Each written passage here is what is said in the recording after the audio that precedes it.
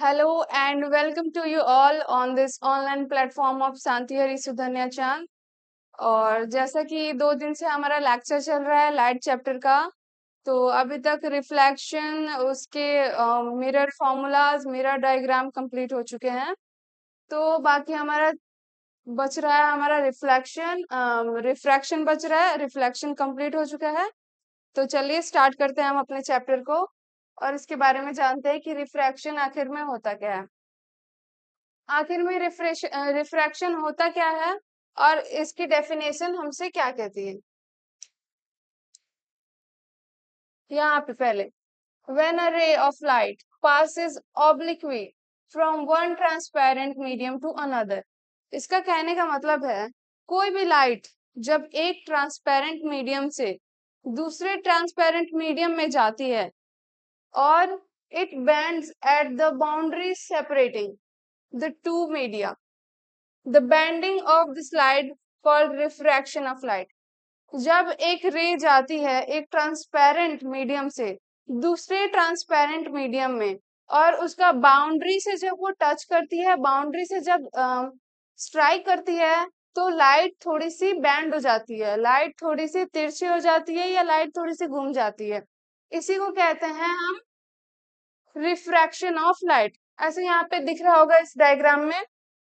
पहले तो ये सिंपल एक ट्रांसपेरेंट मीडियम है। सबसे ऊपर क्या है, ये है हवा, ये है एयर, ये ट्रांसपेरेंट मीडियम है। यहाँ से लाइट रे आया और लाइट रे जब पानी में इंटर कर रहा है, हमारे पास यहाँ पे ये वाटर है, ये पानी में जब लाइट रे इंटर कर रहा है तो ये रे है थोड़ा सा बैंड हो जा रहा है। ये है हमारा क्या, नॉर्मल। सभी को याद होगा ये है नॉर्मल। जब ये जो रे है जो हमारा इंसिडेंट हुआ है, जब ये रिफ्रैक्ट हो रहा है तो ये रिफ्रैक्टेड रे थोड़ा सा बैंड हो जा रहा है नॉर्मल की तरफ। तो जब भी ये बैंड होगा, ये जो यहाँ पे इसका पोल है, यहाँ पे जब भी ये बैंड होगा, इसको कहेंगे हम रिफ्रैक्शन ऑफ लाइट। यानी इसका सीधा सा मतलब ये है कोई भी दो ट्रांसपेरेंट बॉडीज में सबसे फर्स्ट बॉडी से जब भी एक रे दूसरे बॉडी के बाउंड्री को स्ट्राइक करके जब उसमें इंटर करेगा, तो वो थोड़ा सा बैंड हो जाएगा, उसे हम कहेंगे रिफ्रैक्शन ऑफ लाइट। आगे देखते हैं, व्हाई डज रिफ्रैक्शन हैपन। अब हमने जान लिया कि रिफ्रैक्शन होता क्या है। अब ये रिफ्रैक्शन होता क्यों है, तो इसका जवाब है refraction occur because the speed of light changes when it travel from one optical medium to another. जब भी एक लाइट का रे जब एक मीडियम से दूसरे मीडियम में आती है, ट्रांसपेरेंट मीडियम में, याद रहे, हमेशा याद रहे ट्रांसपेरेंट मीडियम में, जब भी एक लाइट रे एक ट्रांसपेरेंट मीडियम से दूसरे ट्रांसपेरेंट मीडियम में जब भी आती है, जब भी उसको स्ट्राइक करती है, तो इसका स्पीड है ना, यहाँ जब आएगा इस मीडियम से इस मीडियम में आएगा तो इसका स्पीड थोड़ा सा चेंज हो जाएगा, या तो ये फास्ट हो जाएगा या तो ये स्लो होगा। तो जो ये स्पीड चेंज होता है ना, उसकी वजह से रिफ्रैक्शन ऑफ लाइट होता है। तो क्या होता है रिफ्रैक्शन ऑफ लाइट, एक ट्रांसपेरेंट बॉडी से दूसरे बॉडी में जब दूसरे ट्रांसपेरेंट बॉडी में जब रे इंटर करता है, तो बाउंड्री को स्ट्राइक करता है, वहां से वो थोड़ा सा बैंड हो जाता है, उसे कहते हैं रिफ्रैक्शन ऑफ लाइट। और क्यों होता है रिफ्रैक्शन ऑफ लाइट, क्योंकि जब भी एक रेयर मीडियम से एक डेंसर मीडियम में, ट्रांसपेरेंट मीडियम में जब भी एक रे आएगा, तो उसका स्पीड हो जाएगा डिक्रीज। या फिर एक डेंसर मीडियम ट्रांसपेरेंट मीडियम से एक रेयर ट्रांसपेरेंट मीडियम में एक रे आएगा, तो उसका स्पीड हो जाएगा इंक्रीज। तो इस स्पीड के कारण, इस स्पीड के चेंज के कारण जो यहाँ हमारा चेंज आता है उसे कहते हैं रिफ्रैक्शन। तो इसी वजह से रिफ्रैक्शन हैपन होता है, ठीक है, इतना ध्यान में रखने की जरूरत है। यहाँ जो एक मीडियम दिखाया गया ना, ये मीडियम है हमारा रेयर, यहाँ पे बताया गया है इसका डेंसिटी होगा कम, और ये मीडियम है डेंसर, ये जो मीडियम है ये है डेंस और इसका डेंसिटी है ज्यादा। जो भी हमारा लाइट बेंड करता है, इसका स्पीड चेंज होता है, वो पूरी तरह से डिपेंड होती है किस चीज पे, कि मीडियम का डेंसिटी कितना अलग है, कितना ज्यादा डीप है या कितना ज्यादा कम उसका डेंसिटी है। तो इसके ऊपर हमारा पूरी तरीके से रिफ्रैक्शन डिपेंड होता है, ठीक है। आगे देखते हैं।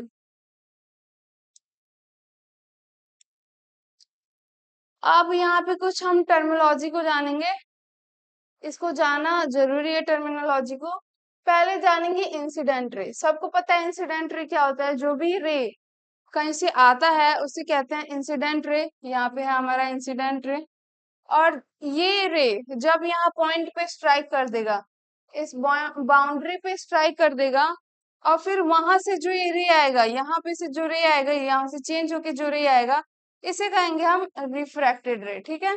इतना ध्यान में रखने की जरूरत है। जो लाइट जो रे आया, लाइट का जो रे आया पहले, वो गया हमारा इंसिडेंट रे। और उसके बाद से जो रे दूसरे मीडियम में जाके हल्का चेंज हो गया, उसको कहेंगे रिफ्रैक्टिव रे, ठीक है। अब ये नॉर्मल, सबको पता है कि ये जो हम इमेजिनरी लाइन बनाते हैं, जहां पे ये पॉइंट मीट होता है, जहां पे ये जो इंसिडेंट रे स्ट्राइक होता है दूसरी मीडियम के बाउंड्री पे, जहां पे इंसिडेंट रे स्ट्राइक होता है, वहां की पॉइंट पे हम एक सीधी सी इमेजिनरी लाइन बनाते हैं। उस इमेजिनरी लाइन को हम यहाँ पे नॉर्मल कहते हैं, ठीक है। तो नॉर्मल इसमें भी यूज होता है। ये है हमारा angle of incidence. Angle of incidence ये हमारा है एंगल ऑफ रिफ्रैक्शन, ठीक है। इसे आई भी कह सकते हैं या थीटा, थीटा वन भी कह सकते हैं। इसे एंगल आर भी कह सकते हैं या थीटा टू भी कह सकते हैं, ठीक है। इतना ध्यान में रखने की जरूरत है। अब बहुत ज्यादा ध्यान में रखने की जरूरत है। आगे पढ़ते हैं। आगे क्या है हमारे पास? आगे है two cases of refraction, bending of light, ठीक है। यहाँ पे हमारे पास दो केस दिया हुआ है बैंडिंग ऑफ लाइट का, ठीक है। तो इसके बारे में जानना है। पहला केस है हमारे पास rarer to denser. Rarer to denser, rarer मतलब कि एक मीडियम जिसका डेंसिटी बहुत ही ज्यादा कम है, उसका डेंसिटी हाई नहीं होगा। जैसे कि हवा ले लो, हवा में डेंसिटी बहुत कम, ना के बराबर डेंसिटी होती है। हमारी ये वाटर ले लो, वाटर में डेंसिटी हवा के मुकाबले ज्यादा होती है। तो यहाँ पे दोनों को जब कंपेयर किया जाएगा, तो हमारा जो हवा है, हवा का डेंसिटी हो जाएगा रेयरर, और जो वाटर का है, वाटर का डेंसिटी हमारा हो जाएगा, क्या हो जाएगा यहाँ पे, डेंसर हो जाएगा। उसका डेंसिटी वहां पे डेंसर हो जाएगा। तो इस चीज पे, इस डेंसिटी पे जो हमारा लाइट, बेंडिंग ऑफ लाइट है, वो बहुत ज्यादा डिपेंड होता है। तो ये कैसे डिपेंड होता है? पहले तो लाइट इंसिडेंट होगा यहाँ बाउंड्री पे, यहाँ ये पॉइंट है जहाँ पे हमारा नॉर्मल बना है, यहाँ पे लाइट इंसिडेंट होगा, ठीक है। तो जो ये रेयरर से जब जाएगा ना डेंसर में, तो इसका स्पीड हो जाएगा कम। जैसे आप सभी सपोज कीजिए, जब एक क्लीन पाथ होता है, जब एक क्लियर रास्ता होता है, तो जो हम हमारा गाड़ी होता है, हमारा मोटरसाइकिल या कुछ भी होता है, वो बहुत तेजी से आगे बढ़ता है, काफी तेजी से आगे बढ़ता है।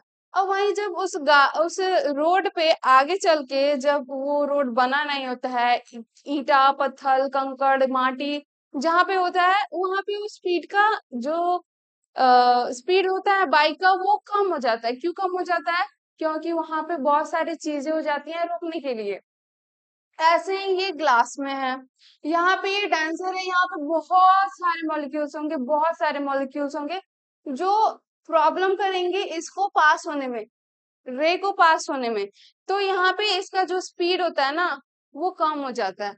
और ये रेयर में स्पीड इसका तेज होता है। क्यों? क्योंकि उसका डेंसिटी कम है, और ग्लास में डेंसिटी ज्यादा है, यानी ग्लास में भीड़ भड़का ज्यादा है, तो इसमें स्पीड थोड़ा कम हो जाएगा। एयर में भीड़ भड़का बहुत कम है, तो वहां पे हमारा जो है लाइट अच्छी खासी स्पीड से आएगा, और ग्लास में आएगा तो स्पीड उसका हल्का डिक्रीज हो जाएगा। और जो हमारा जब भी ऐसे स्पीड डिक्रीज होगा, हमेशा याद रखने की जरूरत है, जब भी स्पीड डिक्रीज डिक्रीज होगा, कोई भी रेयर मीडियम से जब डेंसर मीडियम में कोई भी रे आएगा, तो वो ज्यादातर नॉर्मल की तरफ बेंड करेगा। तो क्या है इसका मतलब? यानी कि जब भी दो ट्रांसपेरेंट मीडियम में एक रे इंटर करेगा, स्ट्राइक करेगा बाउंड्री को, और यदि जो मीडियम सेकंड होगा वो डेंसर होगा, तो वो नॉर्मल की तरफ बैंड करेगा, ठीक है। और उसका स्पीड डिक्रीज हो जाएगा। 2 पॉइंट याद करने की जरूरत है, नॉर्मल की तरफ बेंड करेगा रे, और उसका स्पीड हो जाएगा, वो हो जाएगा डिक्रीज। तो यहाँ पे जो आई है ना, एंगल आई और एंगल आर, तो यहाँ पे जो हमारा एंगल ऑफ इंसिडेंस है वो बढ़ जाएगा। एंगल ऑफ इंसिडेंस हमारा यहाँ पे बढ़ जाएगा, ठीक है। एंगल ऑफ इंसिडेंस यहाँ पे बढ़ जाएगा और एंगल ऑफ रिफ्रैक्शन यहाँ पे हो जाएगा कम। हमारे रिफ्लेक्शन टॉपिक में क्या था, हमारे रिफ्लेक्शन टॉपिक पे 2 लॉज थे। उसमें सेकेंड लॉ था कि angle of incidence is always equals to angle of reflection. लेकिन ये रिफ्रैक्शन है, रिफ्रैक्शन में ऐसा नहीं होगा, ठीक है। रिफ्रैक्शन में एंगल्स चेंज हो जाएंगे, rarer to denser, denser to rarer पे वो डिपेंड करता है मीडियम पे। तो यहाँ रेयरर है, रेयरर में हमेशा एंगल ज्यादा होगा, और डेंसर, डेंसर में हमेशा एंगल कम होगा। ये 3 पॉइंट याद रखने की जरूरत है। क्या 3 पॉइंट? फर्स्ट पॉइंट कि जब भी दो रे, एक रे टकरा करके सेकंड मीडियम में जाएगी जो कि मीडियम डेंसर होगा, सेकंड मीडियम, तो हमेशा नॉर्मल की तरफ रे बैंड होगा। और जो हमारा सेकंड है वो हमारा एंगल ऑफ इंसिडेंस हमेशा ज्यादा रह जाएगा अगर डेंसर मीडियम में इंटर कर रहा है रे तो। और थर्ड है हमारा कि जो स्पीड होगा ना, रेयरर टू डेंसर में जाएगा तो डेंसर में जब भी रे जाएगा तो स्पीड है उसका वो डिक्रीज हो जाएगा। तो ये फर्स्ट कंप्लीट होता है। सेकंड केस क्या कहता है? सेकंड केस जस्ट इसका अपोजिट है। यहाँ ग्लास को ऊपर कर दिया जाए, एयर को नीचे कर दिया, तो वही सीन यहाँ पे दिखाया गया, ठीक है। यहाँ से इंसिडेंट हो रहा है रे, यहाँ से इंसिडेंट हो रहा है, यहाँ से जा रहा है, और जब यहाँ से जा रहा है तो ये दूर भाग रहा है नॉर्मल से, ठीक है। नॉर्मल से ये दूर भाग रहा है। नॉर्मल से क्यों दूर भाग रहा है? क्योंकि जो इसका स्पीड है, यहाँ पे स्पीड इसका तेज हो जाएगा, यहाँ पे इसका स्पीड हो जाएगा तेज। स्पीड इधर यहाँ पे, स्पीड यहाँ पे हो जाएगा इंक्रीज, और यहाँ पे स्पीड है डिक्रीज, ठीक है। तो इसमें क्या हो जाएगा, यहाँ एंगल ऑफ रिफ्रैक्शन, यहाँ एंगल ऑफ रिफ्रैक्शन बड़ा हो जाएगा और यहाँ पे एंगल ऑफ इंसिडेंस छोटा हो जाएगा। क्यों? क्योंकि जो हमारा इंसिडेंट रे है वो डेंसर मीडियम से बाहर निकल रहा है, तो जब भी डेंसर मीडियम से कोई बाहर आएगा रे, तो वो फटाक से जल्दी से कहीं और भागने की कोशिश करेगा, उसका स्पीड यहाँ इंक्रीज हो जाएगा, एंगल यहाँ पे ये बढ़ जाएगा, ठीक है। एंगल यहाँ पे ये बड़ा हो जाएगा रिफ्रैक्टिव, और ये नॉर्मल से दूर भागेगा। हमेशा याद रहे, स्पीड इंक्रीज होगा। मैं बता दी हूँ, रेयर टू डेंसर में जाएगा तो क्या क्या होगा, स्पीड इंक्रीज होगा, नॉर्मल के पास जाएगा, और हमारा जो इंसिडेंट एंगल है वो ज्यादा हो जाएगा। ये किसमें होगा? रेयरर टू डेंसर में। अब डेंसर टू रेयरर की बात करते हैं। डेंसर टू रेयरर में नॉर्मल से दूर जाएगा हमारा लाइट, स्पीड इंक्रीज हो जाएगा, और जो हमारा रिफ्रैक्टिव रिफ्रैक्टिव एंगल है ये ज्यादा हो जाएगा इंसिडेंट एंगल से। इतना क्लियर है सबको? आगे देखते हैं। Refraction through a rectangular glass slab. अब हम स्लैब से देखते हैं, ठीक है। ग्लास स्लैब से हम यहाँ पे रिफ्रैक्शन को देखेंगे कि आखिर में ग्लास स्लैब होता क्या है। जैसे कोई भी, हम सभी ने क्यूब देखा हो, कोई क्यूब, क्यूब का पूरा ऐसे स्ट्रक्चर होता है, 3D स्ट्रक्चर होता है ना, वैसे ही एक ग्लास स्लैब है, ठीक है। इसका 3D स्ट्रक्चर है, यानी पहला हाइट ये है और दूसरा इसका नीचे का हाइट ये है, ठीक है।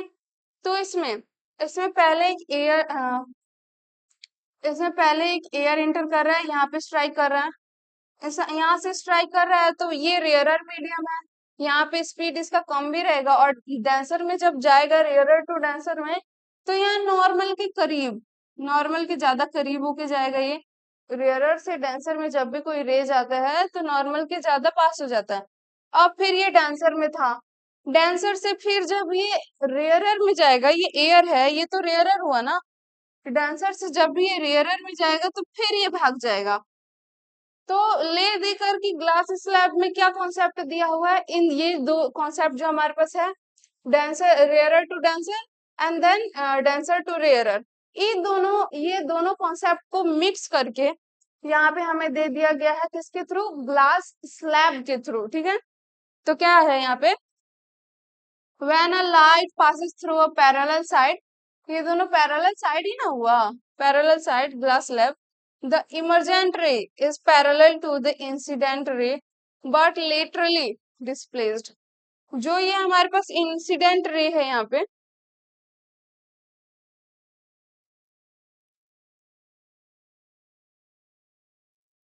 जो यहाँ पे हमारे पास इंसिडेंट रे है ना, इसके यहाँ पे देख रहे हो, और ये यहाँ पे ऐसे जाएगा।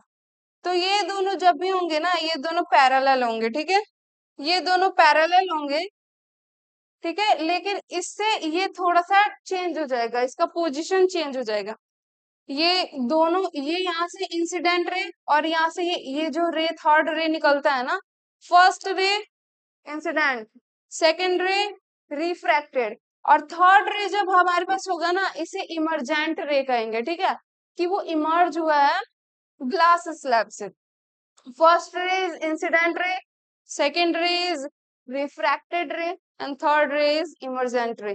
तो जब भी यहाँ पे ये होगा ना, इंसिडेंट रे और रिफ्रैक्टेड रे से और इंसिडेंट रे और इमर्जेंट रे, ये कभी भी सेम प्लेस से नहीं निकलेंगे, ठीक है, ये इन दोनों में पैरेलल डिफरेंस हो जाएगा, ठीक है, ये पैरेलल डिफरेंस पे होंगे। यहाँ पे जैसे लिखा हुआ है, rays is parallel to the incident ray, जो इमर्जेंट रे होगा वो पैरेलल होगा इंसिडेंट रे के, बट लेटरली डिस्प्लेस्ड, यानी थोड़ा सा डिस्प्लेस होगा, यानी उसके जगह पे वो नहीं होगा। आगे देखते हैं। इतना क्लियर हुआ? आई होप आप सभी को इतना क्लियर जरूर हुआ होगा। अब देखते हैं आगे, हमारे पास आ गया कुछ रियल लाइफ में जो लोग होते हैं, स्टूडेंट्स होते हैं या कोई भी होते हैं, रियल लाइफ के एग्जाम्पल से पीपल ज्यादा समझते हैं, रियल लाइफ के एग्जाम्पल से पीपल ज्यादा समझते हैं। और यहाँ पे हमारे पास टोटल 4 रियल लाइफ एग्जाम्पल है। ये सब कॉमन फिनोमेना है जो हमारे रोज डेली लाइफ में यूज होते हैं।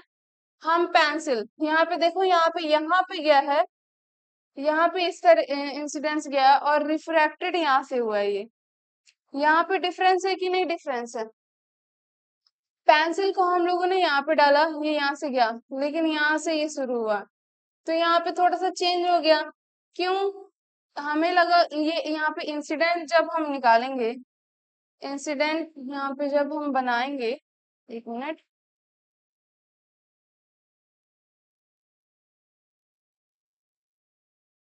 तो ये पास में चला गया है, ये नॉर्मल के पास चला गया है कि नहीं, कि ये जाता तो ऐसे जाता ऐसे, बट ये यहाँ से चेंज होके यहाँ से इमर्ज हुआ है। तो ठीक है, ये रियल लाइफ कुछ एग्जांपल्स हैं हमारे पास। जब भी एक पेंसिल को एक पानी में डुबाएंगे, तो उसके हवा में रहने वाली जो पोजीशन होगी, ये एयर में जो है हवा में रहने वाली, यानी रेयरर में है, ये डेंसर में है, ये दोनों पोजीशन में डिफरेंस आ जाएगा। यहाँ पे डिफरेंस साफ साफ तरीके से देखने को मिल रहा है। A pencil partially immersed in water appear bend at the air water surface। Air water surface पे यहाँ थोड़ा सा डिफरेंस दिख रहा होगा, आई होप कि आप सभी को जरूर दिख रहा होगा। यहाँ पे थोड़ा सा बैंड डिफरेंस दिख रहा है, due to refraction of light coming from the submerged part. यहाँ से जो रिफ्रैक्शन निकल रहा है ना, इस पार्ट से, ये पार्ट से जो रिफ्रैक्शन निकल रहा है ना, इसी वजह से हमको लग रहा है कि ये जो पेंसिल है आधी अलग है और आधी अलग है, ठीक है। आगे देखते हैं। The bottom of water tank or swimming pool appear shallower raised than it actually depth। जब भी हम देखते हैं वाटर स्विमिंग पूल को, तभी हमें क्या लगता है, इसका जो बॉटम है ये ज्यादा ऊपर पे है, लेकिन रियल लाइफ में नीचे होता है। ये बॉटम हमें यहाँ ना होके यहाँ पे दिखेगा। क्यों दिखेगा? रिफ्रैक्शन ऑफ लाइट की वजह से दिखेगा। यहाँ पे ना होकर के ये यहाँ पे दिखेगा due to refraction of light, ये रेज हो जाता है, यानी ऊपर आ जाता है, ऐसा हमें दिखता है, बट ये ऐसा होता नहीं है। Marriage in desert or hot roads, an optical illusion on hot days caused by atmospheric refraction through layer of air difference temperature। जब हम कभी कोई दूर से रोड को देखते हैं, तो गर्मियों के दिनों में अक्सर ऐसा होता है ना, एटमॉस्फेरिक रिफ्रैक्शन हो जाता है, उसकी वजह से हमें रोड जो है ना वो अलग थोड़ा सा, उस इल्यूजन इल्यूजन जैसे क्रिएट हो जाता है, और वो थोड़ा सा अलग दिखता है। आगे देखते हैं कि आगे क्या है।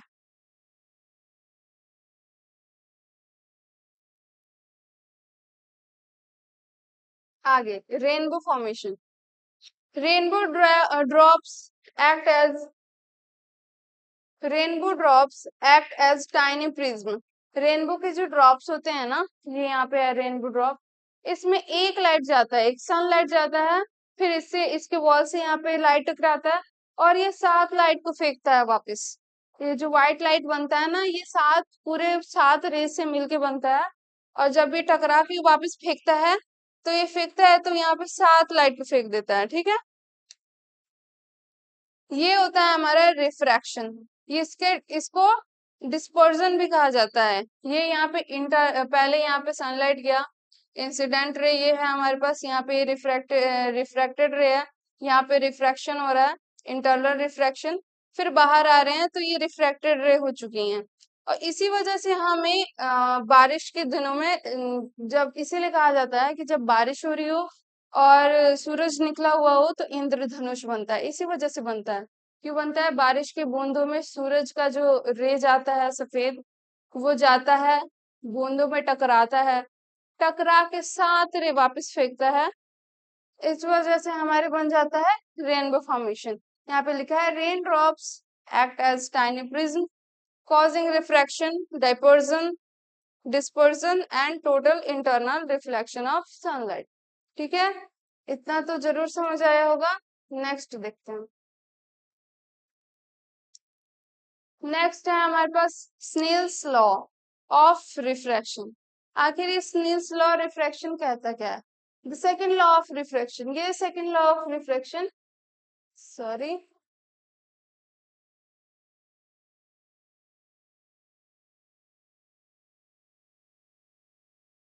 second law of refraction is known as Snell's law। अच्छा, आप सभी फिर पूछेंगे कि फर्स्ट लॉ ऑफ रिफ्रैक्शन क्या होता है। फर्स्ट लॉ ऑफ रिफ्रैक्शन वही होता है कि एक सेम प्लेन पर एक इंसिडेंस होगी, एक रिफ्लेक्टेड रे होगी और एक नॉर्मल होगी। जैसे कि रिफ्रैक्शन में था, वहां रिफ्लेक्शन में था, वैसे यहाँ रिफ्रैक्शन में है। फर्स्ट लॉ दोनों के सेम है कि पहले एक सेम प्लेन पर एक इंसिडेंट रे होगी, एक रिफ्लेक्टेड रे होगी और एक बीच में यहाँ पे नॉर्मल होगा। ठीक है, आगे देखते हैं हमारा second law. Second law of refraction is known as Snell's law. Second law of reflection हमें बोला जाता है Snell's law. It states that the ratio of sine of angle of incidence and the sine of angle of refraction is constant for a given pair of media and given wavelength। इसका कहने का अर्थ यही है कि जो sine of angle of incidence होता है, sine of angle of refraction होता है, इसके जो हमारे इसके जो हमारे पेयर होते हैं ना, ये कांस्टेंट होता है, ये दोनों एक दूसरे का कांस्टेंट होता है। ठीक है, तो यहाँ पे यही जानने वाला है n1 साइन थीटा 1, यानी ये हमारा हो गया यहाँ पे एंगल ऑफ इंसिडेंस, और ये एंगल ऑफ रिफ्लेक्शन। ये दोनों यहाँ पे इक्वल होंगे, या फिर ऐसे भी लिख सकते हैं sine i by sine r equals to n2 1। यहाँ मीडिया और वेवलेंथ, मीडिया यानी जो मीडियम दिया होगा, और वेवलेंथ इसी को कहेंगे हम यहाँ पे वेवलेंथ। इसके हिसाब से यहाँ पे हमारे पास कांस्टेंट होंगी दोनों की एंगल। ठीक है, और यहाँ पे ये या तो ऐसे लिखा जा सकता है इसे, या तो ऐसे लिखा जा सकता है। n1 यहाँ पे क्या है? रिफ्रैक्टिव इंडेक्स है ऑफ फर्स्ट मीडियम। थीटा 1 क्या है? एंगल ऑफ इंसिडेंस है। n2 क्या है? Refractive incidence of second medium. और यहाँ थीटा 2 क्या है? Angle of reflection. आगे देखते हैं। मीडियम ये है हमारे पास इंसिडेंट रे आया है, यहाँ पॉइंट पे इसका ये इंटरफेस है, यहाँ पे ये रिफ्रैक्ट हुआ है, और यहाँ से रिफ्रैक्टेड रे बन गया है। ये यहाँ पे इसका थीटा 2 है, थीटा 1 है, ये नॉर्मल है, ये मीडियम 1 यानी n1 ये है, मीडियम 2 यानी n2 ये। ठीक है, medium 1 medium 2 is known as n1 and n2। अब देखते हैं what is refractive index. Refractive index आखिर में होता क्या है? तो रिफ्रैक्टिव इंडेक्स हमारे यहाँ पे है एन। रिफ्रैक्टिव इंडेक्स यहाँ पे एन है। Measure how much a light ray bend और slow down when entering a material. Refractive index हमें बताता है कि कोई भी रे कितना बेंड डाउन हो रहा है, या कम बेंड हो रहा है नॉर्मल की तरफ, या ज्यादा बेंड हो रहा है नॉर्मल की तरफ। जो इसे बताता है उसे कहते हैं हम रिफ्रैक्टिव इंडेक्स। ठीक है, तो एन यहाँ पे हमारे रिफ्रैक्टिव इंडेक्स है। सी हमारे यहाँ पे स्पीड ऑफ लाइट है इन वैक्यूम, हमेशा याद रखना है इसे, ये वैक्यूम में होगा। और वी हमारे यहाँ पे होगा स्पीड ऑफ लाइट इन जो मीडियम हमें गिवन है, जैसे कि मीडियम ये, तो इसके लिए यहाँ पे होगा स्पीड ऑफ लाइट। ठीक है,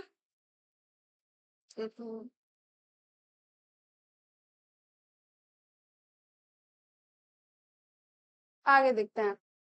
हमेशा ये याद रखने की जरूरत है, speed of light in vacuum is 3 × 10⁸ metre per second. Rule to remember, यहाँ पे कुछ दिया हुआ है rule. The higher the refractive index of a medium the more it slow down light and the more light bend toward normal. जो भी refractive index होगा, यानी रिफ्रैक्टिव इंडेक्स यहाँ पे साफ साफ डेंसिटी को दर्शाता है। रिफ्रैक्टिव इंडेक्स जितना ज्यादा होगा उतना ज्यादा जो लाइट होगा वो स्लो डाउन होगा, और उतने ज्यादा वो नॉर्मल की तरफ मुड़ेगा। ठीक है,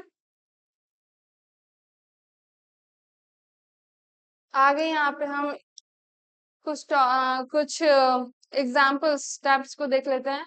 एब्सोल्यूट रिफ्रैक्टिव इंडेक्स टेबल, ये हमारे पास रिफ्रैक्टिव इंडेक्स टेबल है। पहले यहाँ पे value measured with respect to vacuum होगा, एन इज इक्वल और बिगर देन 1 होगा। ठीक है, हमेशा 1 से बिगर होगा या 1 के इक्वल होगा, कभी भी 1 से कम नहीं हो सकता। ये वैक्यूम है, वैक्यूम में रिफ्रैक्टिव इंडेक्स 1 होता है। ऑप्टिकल डेंसिटी इसका होता है बेसलाइन, यानी ठीक होता है। एयर हो गया, एयर का 1, इसका भी समथिंग 1 ही लेके चला जाता है। वैक्यूम और एयर का जो डेंसिटी होता है, रिफ्रैक्टिव इंडेक्स होता है, उसको सेम लेके चला जाता है। और ये लो होगा इसका डेंसिटी लेवल। वाटर इसका 1.33 है, एयर से ज्यादा है, वैक्यूम से ज्यादा है, और इसका डेंसिटी लेवल मीडियम माना जाता है। ग्लास, ये ग्लास स्लैब है, इसका रिफ्रैक्टिव इंडेक्स 1.50 से लेके 1.52 होता है, और इसका जो डेंसिटी है, डेंसिटी लेवल वो हाई होता है। यहाँ डायमंड, डायमंड का सबसे यहाँ पे हाई दिखाया गया है 2.42। इसका जो डेंसिटी लेवल है, ऑप्टिकल डेंसिटी लेवल, ये बहुत ज्यादा है।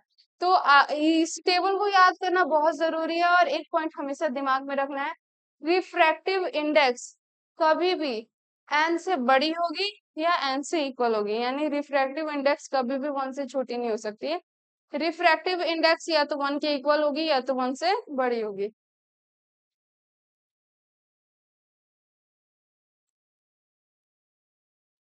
अब देखते हैं यहाँ पे optics diagrams, lens, mirror formula and sign convention. आखिर ये सब होते क्या हैं? ये पहले हम देखेंगे कॉन्वेक्स लेंस। कॉनकेव और कन्वेक्स हम लोगों ने रिफ्रैक्शन में पढ़ा था।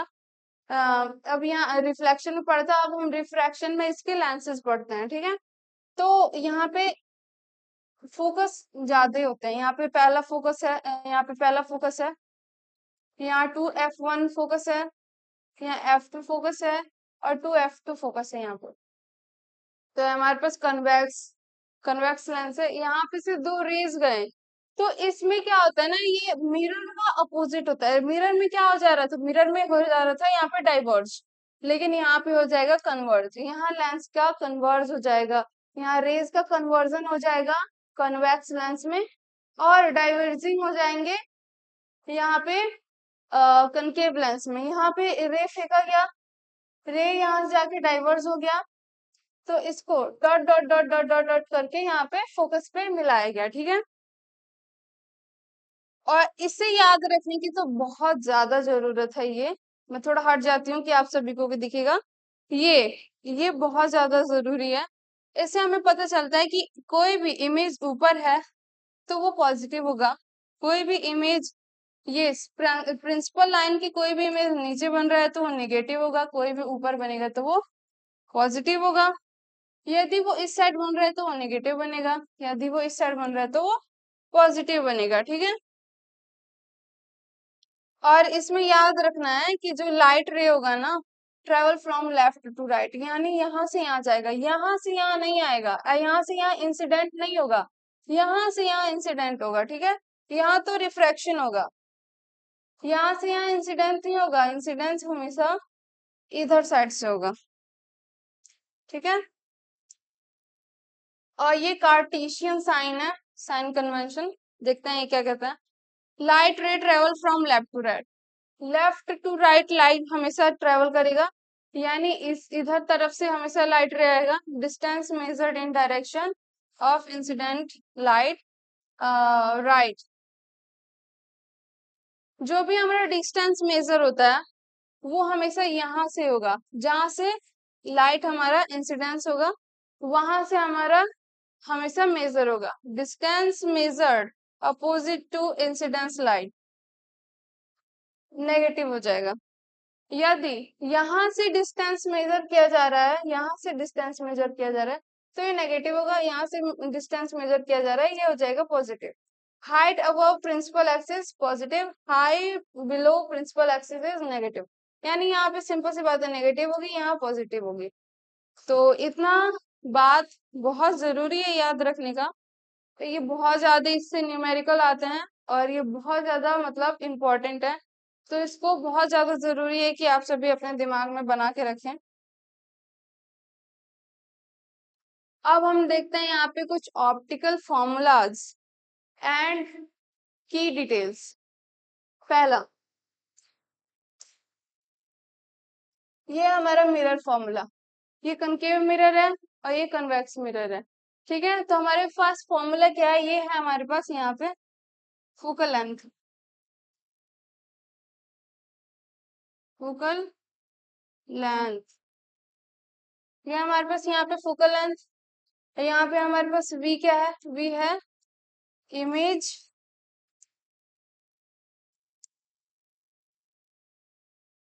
ये हमारे पास इमेज डिस्टेंस है, u है हमारा ऑब्जेक्ट डिस्टेंस। तो इतना ध्यान में जरूर रहेगा आप सभी के कि जो f है, f है हमारे पास फोकल लेंथ, u है हमारे पास इमेज डिस्टेंस, और v है हमारे पास इमेज डिस्टेंस, और u है हमारे पास ऑब्जेक्ट डिस्टेंस। तो फोकल लेंथ जब भी हमको निकालना होगा तो फोकल लेंथ निकालने के लिए 1/f करेंगे, 1/f is equals to 1/v plus 1/u। तो ऐसे हमारे पास मिरर फॉर्मूला आ जाएगा, इसे कहेंगे मिरर फॉर्मूला, और इससे ही हम इमेज का फोकल लेंथ पता करेंगे। u इज ऑलवेज नेगेटिव, हमेशा याद रखना है कि जो हमारा u होगा यानी ऑब्जेक्ट डिस्टेंस होगा ये हमेशा नेगेटिव रहेगा। Concave f is negative, convex F is positive. जो हमारे पास फोकल लेंथ है ये जो दोनों मिरर है उसमें चेंज हो जाएगा। यहाँ जो कनकेव मिरर है, कनकेव मिरर में फोकल लेंथ हो जाएगा नेगेटिव, और कन्वेक्स मिरर में फोकल लेंथ हो जाएगा पॉजिटिव। अब यहाँ लेंस की बात करते हैं, लेंस फॉर्मूला की बात करते हैं। ये हमारा कन्वेक्स लेंस है, ये हमारा कनकेव लेंस। यहाँ पे भी ये फोकल लेंथ है, यहाँ पे भी इमेज डिस्टेंस है, और यहाँ पे ये है ऑब्जेक्ट डिस्टेंस। तो इसमें यहाँ जो मिरर में पॉजिटिव दिखाया हुआ है यहाँ पे साफ साफ नेगेटिव होता है। हमारा जो कन्वेक्स लेंस का फोकल लेंथ होगा यहाँ पे वो हो जाएगा पॉजिटिव, और कनकेव लेंस का फोकस लेंस यहाँ पे हो जाएगा, ये हो जाएगा नेगेटिव। उसके बाद मैग्निफिकेशन देखते हैं। मैग्निफिकेशन का मतलब यही है कि हाइट इमेज की कितनी है, कम है या ज्यादा है। ये पहले हमारा प्रिंसिपल एक्सिस है, उस पे इमेज है यहाँ पे, उसका हाइट अभी उसका ऑब्जेक्ट है यहाँ पे, हाइट यहाँ पे शो किया गया है। अब यहाँ पे हाइट ऑफ इमेज है, लेंस से मैग्निफिकेशन जब हुआ है तो ये हाइट ऑफ ऑब्जेक्ट है, ये हाइट ऑफ इमेज है। मिरर में मैग्निफिकेशन कैसा होता है, मिरर में मैग्निफिकेशन होता है m is equals to h i by h o। यानी height of image by height of object equals to v by u. और माइनस यहाँ याद रहे, यहाँ याद रहे कि यहाँ माइनस है, और लेंस में यही होता है MHIHO। और यहाँ जो लेंस में यहाँ पे मिरर में नेगेटिव है ना, यहाँ लेंस में निगेटिव नहीं होता है, ये पॉजिटिव होता है। ये तीनों पॉइंट्स बहुत ज्यादा इंपॉर्टेंट है, इसे समझना बहुत जरूरी है। जो हमारा मैग्निफिकेशन होगा 1 से ज्यादा बड़ा होगा, ठीक है, 1 से हमेशा बड़ा होगा। और इन्वर्टेड और रियल इमेजेस जो बनते हैं, जो हमारे कनकेव मिरर में इन्वर्टेड और रियल इमेजेस जो बनते हैं, वो हमेशा वो मैग्निफिकेशन छोटा होगा, जीरो, उसमें जीरो जीरो के बराबर उसका मैग्निफिकेशन होगा, ठीक है। और इरेक्ट और वर्चुअल इमेज जो कि बनते हैं, कुछ कुछ कनकेव मिरर में भी बनते हैं, कुछ कन्वेक्स में भी बनते हैं, तो उसका मैग्निफिकेशन 0 से बड़ा होगा।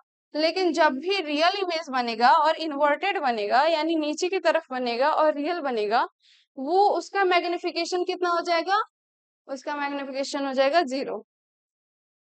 तो ठीक है, तो आज का क्लास हम लोग का यही था, यहीं तक था।